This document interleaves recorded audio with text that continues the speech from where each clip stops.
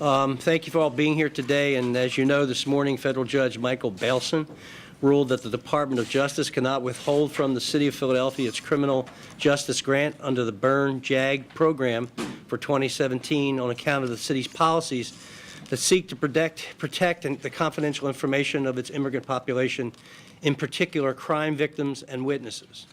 In the face of threats, political rhetoric, and accusations from the administration, we have always said that we are a nation of laws and that we will go to court to uphold our policies. We would not be bullied into turning our backs on our most vulnerable populations. I made clear that in the end, we will let a court decide. The court has decided today, and I'm glad that people can read for themselves in the extensive opinion how our policies promote safety, help victims and witnesses, and comply with federal law. If we were coerced to change our policies, the impact would be devastating for all of us. As the court said, quote, "The court finds that if the city were to succumb to the DOJ conditions at issue here, that there would be a marked decrease in the provision of city services to aliens, whether criminal or otherwise, but not presently in prison, and the overall security and safety of many neighborhoods and communities would suffer," end quote. That's what this is all about, keeping us safe and giving services to all of our people, irrespective of your status or where you've come from. In my view, this has all been about political showmanship, about larger issues about immigration policy that have nothing to do with the grant money we are entitled to. This is our tax money. It doesn't belong to Donald Trump or to Jeff Sessions. So I'm proud of our city for standing together. I'm proud of our Police Commissioner Richard Ross for keeping us safe and explaining very clearly to the court that we do not harbor any criminals here, and reaffirming the value of community policing for all communities, not just immigrants. We hope to be able to use some of these funds for critical law enforcement needs, like purchasing Narcan to literally save the lives of our residents. We know that this is not over, that the administration of Washington will continue pressing its views about how we should treat immigrants and will demonize them as a group. The rhetoric will not stop, unfortunately. But as the court noted, we know what we are doing here in Philadelphia, and we won't scare our law-abiding immigrants back into the shadows. I'd like to turn the conference over to our city solicitor, Sozi Talante, and we'll take questions afterwards. Thank you, Mayor. As the mayor alluded to, this is a very, very significant day for the city of Philadelphia. And before I say anything else, because I'm a lawyer, I invite you to actually read the opinion, which is over about 128 pages long. The judge, as he described in his opinion, he's a former assistant district attorney, and he's a former U.S. attorney in this district. And he's thoroughly familiar with the criminal justice system here in Philadelphia. And you can tell from the opinion that the court gave each party, both us, the city, and the Department of Justice, a full and fair opportunity to present its evidence, its arguments, and its best authority for why he should rule in his favor. So we want to thank Judge Bailson for that. So how did we get here? Well, the Department of Justice, a month before the application for the JAG awards were due, announced 3 conditions that they wanted Philadelphia to comply with for us to be able to get the Byrne JAG funding, which we received since 2005 without issue. 1, they require that we certify compliance with Section 1373 of Title 8 of United States Code. 2, to provide ICE with 48 hours notice of scheduled release of prisoners of interest. And 3, to allow ICE unfettered access to interview inmates who are being held in our prison system. Judge Bailson ruled that the last 2 conditions do not have a clearly discernible relationship to the JAG program. He also identified no statutory basis for the Attorney General's authority to impose these 2 last conditions. The Chicago judge had similarly found that the Attorney General lacked statutory authority to add those 2 conditions to the JAG program.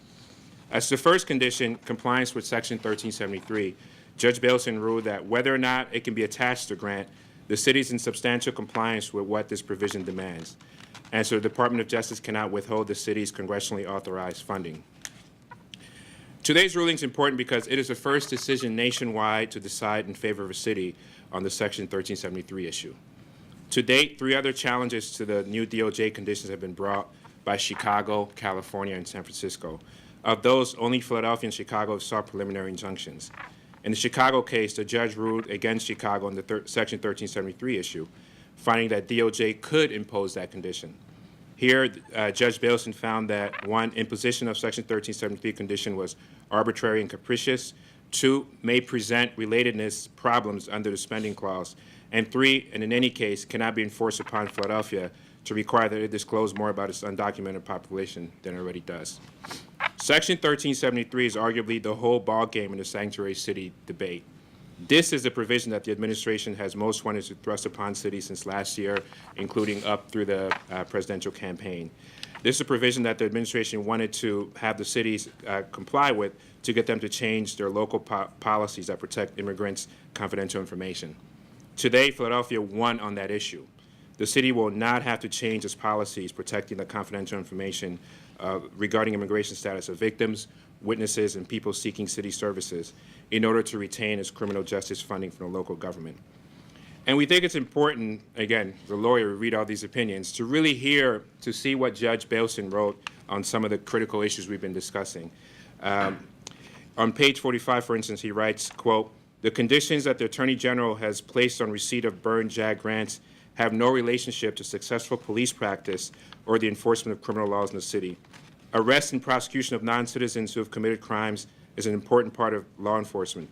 However, disclosing their immigration status to ICE has nothing to do with law enforcement and will not prevent crime," end quote. That's Judge Bailson. After we presented evidence for testimony from Brian Abernathy, Commissioner Ross, Dr. Farley, and other witnesses. And he also found on page 47, he wrote, quote, "There's no evidence in the record whatsoever that non-citizens in Philadelphia commit any more crimes than the citizens." And during this evidentiary hearing, in contrast to the testimony we presented, the Department of Justice did not present any witnesses or any testimony. They had declarations. And that's something that the court noted in his opinion. Before I conclude, I want to give some kudos to our legal team here. As you know, the law department and 2 attorneys, Marcel Pratt and Louis Rossman, were actively involved in the case with me. We are lucky to have Hogan, Lovells, and Deckard attorneys representing us virtually free in this matter, and they're over there in the back. They're the unsung heroes in this case, especially Sarah Solo, who went 2 hours of oral argument, nearly 8 months, 9 months, very, very pregnant, without even drinking any water. I tried to make her drink water, I tried to get Alex to make her drink water, or any break. But that just tells you the level of commitment people really feel about this case and how it impacts not just the city, not just the money, but the people who live in this city. So thank you, and the mayor and I are now prepared to answer any questions that you may have. So the Justice Department in Pat? I'll do that for the record. The Justice Department in its response took note of the homicide rate being high, already having surpassed 2016. What do you make of that? I don't know what that has to do with immigrants. It has to do with the fact that the Second Amendment is run wild, and we can't control the flow of guns into our cities and states because our states and federal government won't institute sensible gun control. The opioid epidemic has probably been the most critical part of the uptick in the homicide rate. Every other of our crime numbers are down, including our shootings, which is really kind of contradictory to the fact that the homicide rate has ticked up because our shooting numbers are down. So, I mean, if they want to blame somebody for homicides in our society, they should look in the mirror because they won't do anything about guns. And further on that point, as I noted, we had an evidentiary hearing where the Department of Justice had an opportunity to present whatever evidence they wanted. We presented testimony from Commissioner Ross, who explained sort of our crime rate, how 2016 we had a record low. We presented evidence from Brian Abernathy through his affidavit that since we instituted our policy, crime has actually gone down by 17%. So one thing we want to make very clear, there's going to be political rhetoric and people are going to talk about it, but we had a courtroom, we had a federal judge, and both sides had the opportunity to present it. And what I read to you was a finding of fact. That's what the judge found. So we're not surprised that there's again, political posturing, but the judge ruled based on the record that was presented. And I think that on the whole, the city's safer when immigrants come out of the shadows and cooperate with police and provide information so we can keep everybody safe. Yes, Bobby? Yeah, so the legal fight was about the $1.6 million in public safety grant funding, but it was also about preserving the policy of confidentiality for the city's immigrant communities. Can you talk about why going to court to defend that principle is so important? Yeah, I mean, I wouldn't concede that it's just a pure defense on principle. The $1.6 million is very significant. The judge noted that about 97% of the police budget is dedicated to salaries and other benefit costs. So there's not a lot of flexibility. And we also presented that if we don't get this money, we're not going to be able to pull it out of anywhere else. And particularly since we're going to use the money for Narcan to try to deal with opioids. So the judge found that it would be irreparable harm for us not to have that money. But in addition to that, I think the principle is really important. There's a lot of noise over a lot of these policies, and people are very afraid. People are anxious. They don't feel comfortable being able to go to the federal government if they're concerned. They come to us, and we meet with them, and they're worried that, you know, if we were to change our policies in any way, that this is going to be a slow erosion of the protections that we've afforded to them. And Commissioner Ross made it very clear. If you're committing crime, he doesn't care what your status is. You're going to be investigated and properly prosecuted. But if you want city services, if you're law-abiding, if you're an informant, if you're a victim, you're a witness, and you come to the police, you're going to get that protection.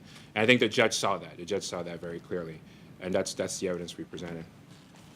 You mentioned that this was significant because it was the first one nationwide where the court was siding with the city.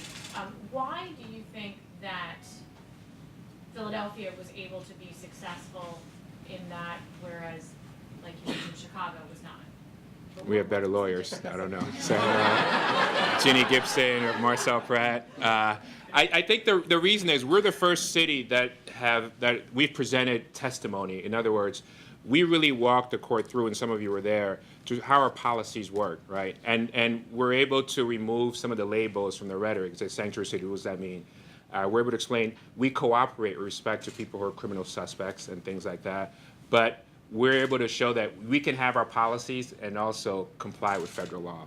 Oftentimes, the notion is that on one side you have the city who allow everybody to run amok and commit crimes, and the federal government who wants to keep people safe. And I think the judge found that we do keep people safe, and we comply with federal law. And on the issue about disclosing information, he said ICE has more information than we could ever have.